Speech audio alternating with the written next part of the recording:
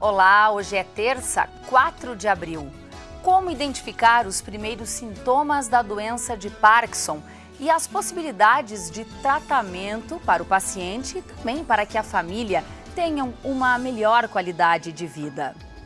Será que estamos tornando nossas crianças consumistas? Nós vamos falar sobre os prejuízos do consumo exagerado na infância. Uma passofundense de 19 anos que está se destacando em provas de atletismo e que agora é a mais nova atleta apoiada aqui pela UPF. E ainda como foi o campeonato de bocha para cadeirantes em Passo Fundo. Essas e outras informações a partir de agora no canal de notícias, então fique com a gente, porque aqui você encontra mais conteúdo.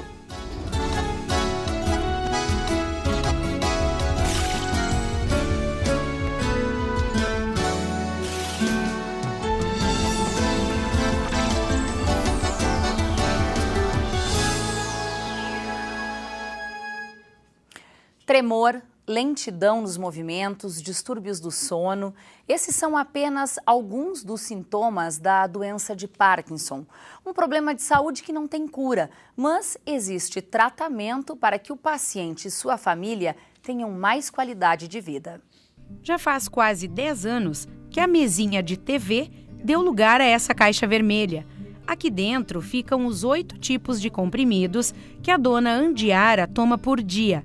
O motivo? Doença de Parkinson.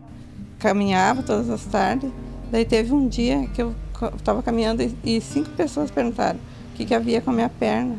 Daí eu fui ver que eu tinha uma dor, né? Eu não sabia do que era. O meu avô, quando disseram que tinha Parkinson, ele tremia.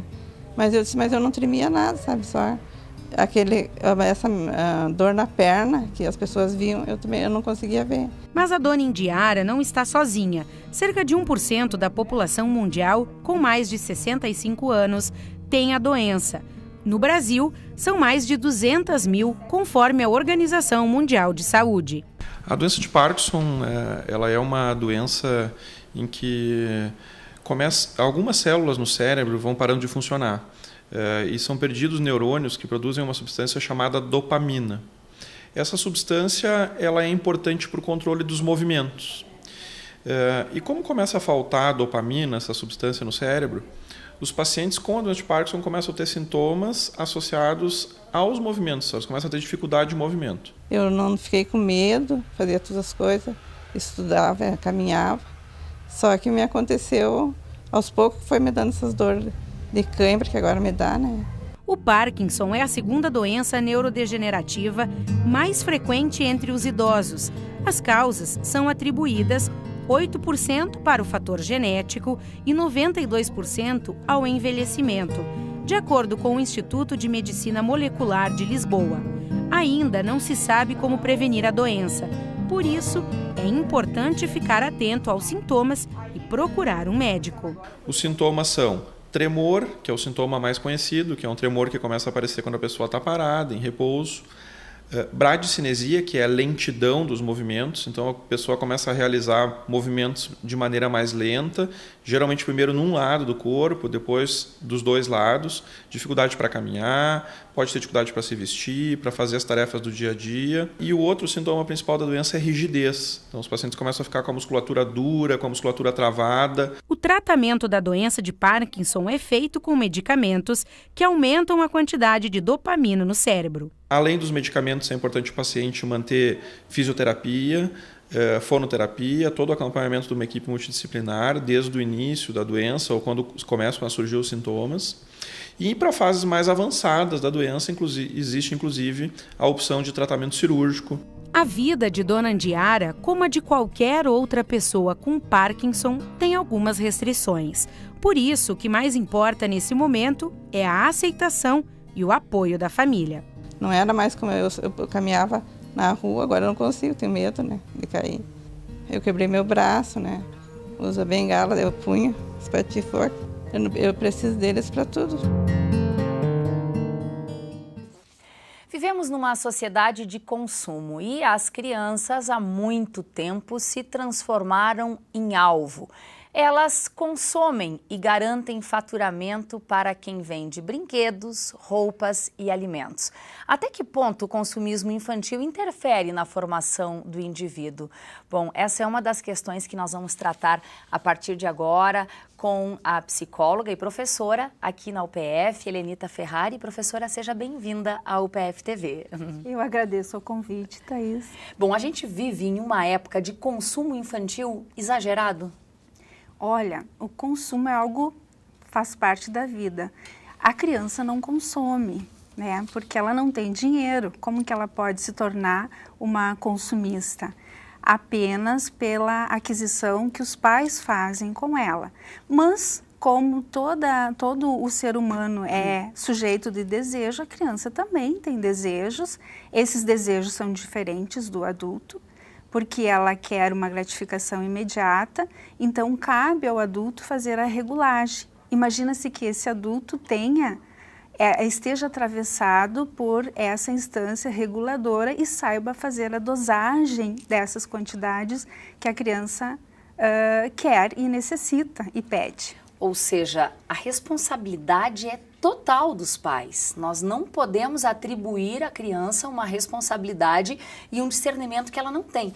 Então, se o pai reclama que a criança pede muito ou está com aquela quantidade enorme de brinquedos em casa, ele é o primeiro e o principal responsável por isso?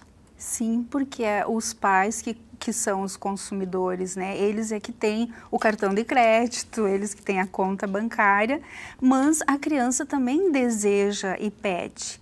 E como há muita informação chegando, muitos objetos novos, ela também vai desejar consumir, observando também os próprios pais e o consumo destes. Agora, professora Helenita, uma pergunta que muitos pais se fazem: como dar limites? Veja bem, se os pais são os consumidores, eles primeiro têm que aprender a regular os seus limites para poder também apresentá-los para a criança. E assim como há crianças que querem, há aquelas que dizem, papai, tem dinheiro? Então, assim, isso mostra que certos adultos conseguem, e isso está no adulto, dependendo do como também foi para ele na sua própria infância, né? Como se constituíram essas questões dentro dele. Agora, professora, consumir é algo natural e, de certa forma, até necessário para movimentar a nossa economia. Como é que a gente faz para entender o exagero do consumismo? Bom, o exagero vai se mostrar no excesso. Excesso de brinquedos, excesso de roupa, excesso de comida. E aí a gente tem as patologias do consumismo, porque o consumo é uma coisa e o consumismo é outra.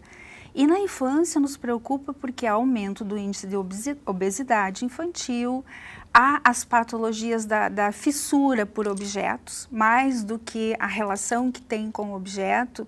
Então, as patologias do vazio, as crianças ansiosas, com abstinência quando não tem o objeto, né, angustiadas, tudo isso nos faz preocupar a questão do consumismo ou do exagero na infância. Ou seja, trazendo exemplos bem próximos da realidade. É a criança mais apegada ao tablet, ao celular ou a outros brinquedos que não eletrônicos. O sofrimento quando da ausência desses brinquedos. Que outros exemplos podem ser citados?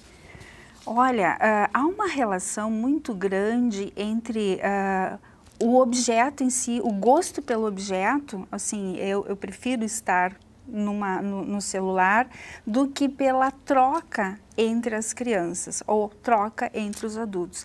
Então, os objetos são importantes, mas o sentido deles é mais importante. Eles têm que ter um significado, o presente tem que ter um sentido, e esse sentido tem que ser um prazer derivado do que ele vai trazer para a criança na relação com os pais, na relação.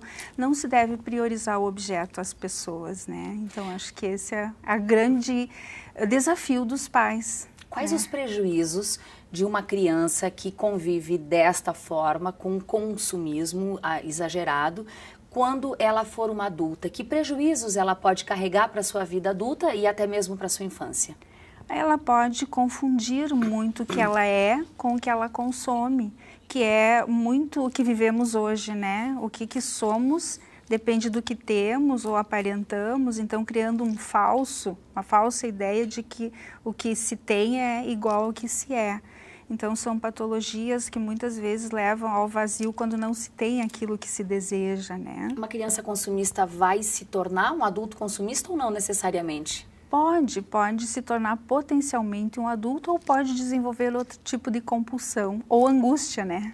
Perfeito. Certo. Professora, a gente poderia aqui seguir conversando sobre esse tema que é tão tema importante.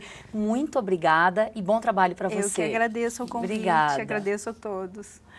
Bom, o custo da logística aqui no Rio Grande do Sul representa 20,25% do PIB gaúcho, enquanto deveria estar em 6,5%. Esse foi apenas um dos dados apresentados pela Logistec na semana passada aqui na UPF. O atraso na infraestrutura do país e as deficiências na logística são temas tratados pelo Estúdio 4 desta semana. O programa vai ao ar hoje às 11 horas da noite, tem reprise amanhã às 8 da noite e na sexta-feira às 11 horas da noite. Um campeonato estadual de bocha disputado por cadeirantes é o que a gente mostra depois do intervalo. Já voltamos.